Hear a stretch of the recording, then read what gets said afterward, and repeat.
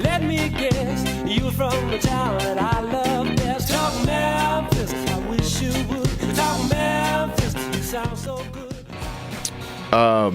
Dan, let's get right to that question. We got a couple of zip codes to talk about, but you told me to ask you about the investor call that you got late last night. Yeah, it was interesting. I got California, and he's a fireman. He drives an hour and a half to work every day, to and from, so that's 3 hours of his day. Mm-hmm. Works hard, just a hard worker. Mm-hmm. Anyway, somehow he found these apartments near Kansas and Florida. And I think that zip code is 38106, if I remember right. Mm-hmm. And, again, 38106 has a few pockets that I would actually invest in. Mm-hmm. This particular area is not one of them. When he said that, I looked it up on Google Maps. I was like, my first, So he paid a guy local $90,000. The guy owner financed. He's put $25,000 in already, and he's like, the apartment's completely vacant. Like 10 units. And he's like, what do you do? And my first reaction was walk away.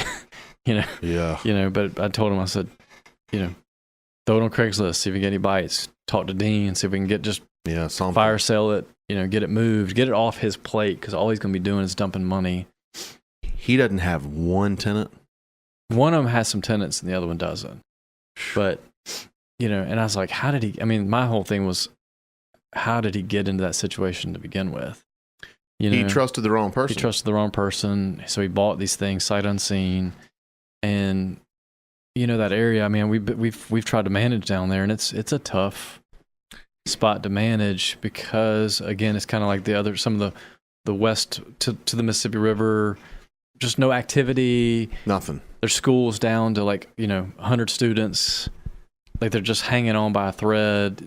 You see what I'm saying? There's just not a lot of positive that's going on. So, is that our worst zip code? 106.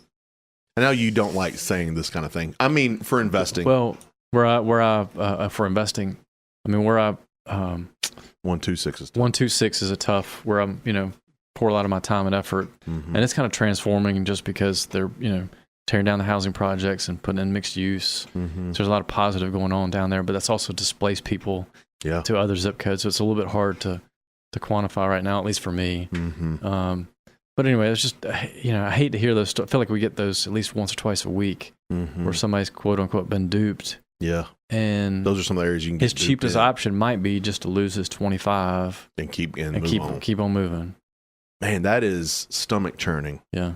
So that was you just got sunk. That was like 9:00 last night. So trust your source. I say this when I get on websites. I say this when I talk to just general.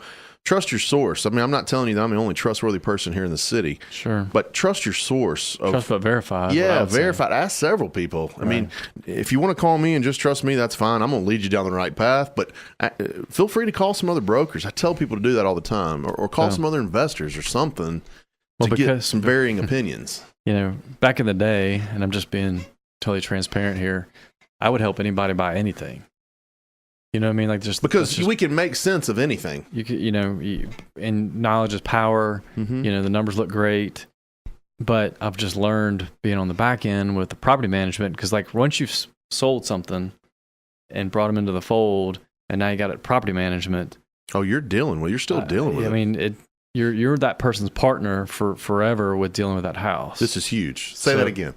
You're just that person's partner forever. Which is what I tell every client that I sell them a home is, we're going to manage it for you.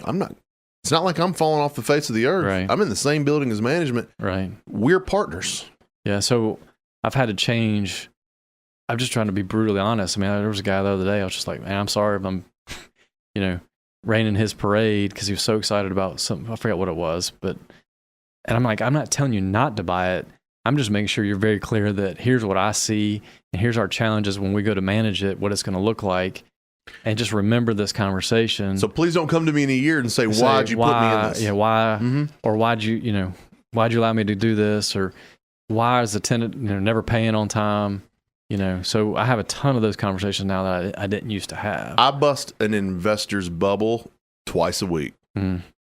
Man, because I feel like it's our fiduciary responsibility. Oh, it is mine, especially as licensed agents. It is yours too. Well, I've got to tell people the right thing. Well, it's part of our core values: long-term partnerships or short-term transactions. That's right. We play that out every day, and that's to me why even we're talking about this today is trying to help some, people that we partner with, try to keep them out of trouble. Keep them out. And if they want to go into, areas that they want to try, and that's the other thing I always say, hey, if you want to try it. But just know make sure you got an exit. But the exit, what does it look like? What's your worst case scenario? You're going to lose 15,000, 20,000, zero. What's your worst number? And then if you're cool with that, then go ahead. Because every time you tell me about buying a house, what I tell you, well, what can you sell it for? That is true. I turn that back around on you. Like, you're like, is this a good deal? Well, what can you sell it You're for? never going to let me live down that 3-house package, are you? Never. Boy, it looked good. I got caught up in it. I mean, but of course, we didn't buy it, but I get caught up in the numbers. We got caught up in the emotions. Well, no, I mean, I'm not emotional about it. I got caught up in the numbers. You look at buying. Emotional about the numbers. Semantics. That's right. All right, Cordova, 380. We only got a few minutes left. 38016, 38018. Yeah. These are newer built. This is where I started selling new construction homes in 2001.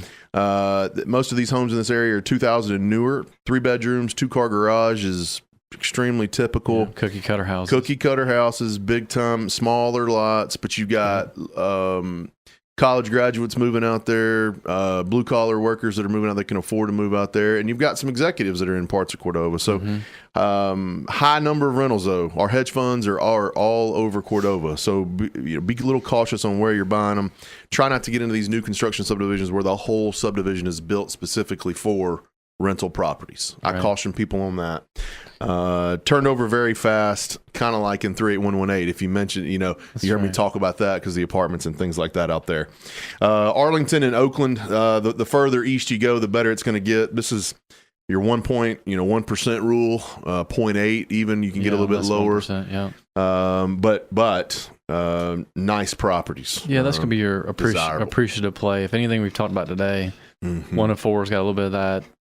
This Arlington, Oakland, that 3002 and 3060. So those are going to have appreciation. Yeah, whereas a lot of our others don't. They do, but it's very minimal. Don't count it. I would say. I would just always say, don't count it. Don't put that in your. If you get that bonus $5,000 at the end, good luck to you, or congratulations to you. So Arlington and Oakland, great little areas to invest in. You'll always get your money back. Higher end tenant, probably way less headache than anywhere else. What are to wrap this up, Dan, what's some of your favorites and least favorites real quick? Zip codes.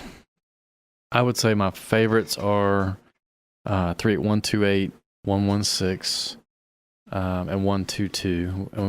122. We didn't get a chance to talk about 122, which hopefully we do that in the next show, but those are my 3, I'd have to go with 118, 116. I do like 128. And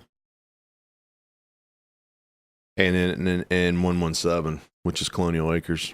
Yeah. Solid, not as good return, but a good property. Yeah. That's going to only get better. And we didn't touch on Southeast, that 38. So 141 and 125. 141. Very similar to, we hadn't touched on Bartlett either. So there's some areas that we didn't really have a chance to touch on today. And I, encourage you to shoot me an email. Let's talk about this. If you've already been investing, if you've got a portfolio here, let's talk about where they're at. Maybe you need to liquidate some of those and move them to some other zip codes and other pockets. I swear I can't get enough.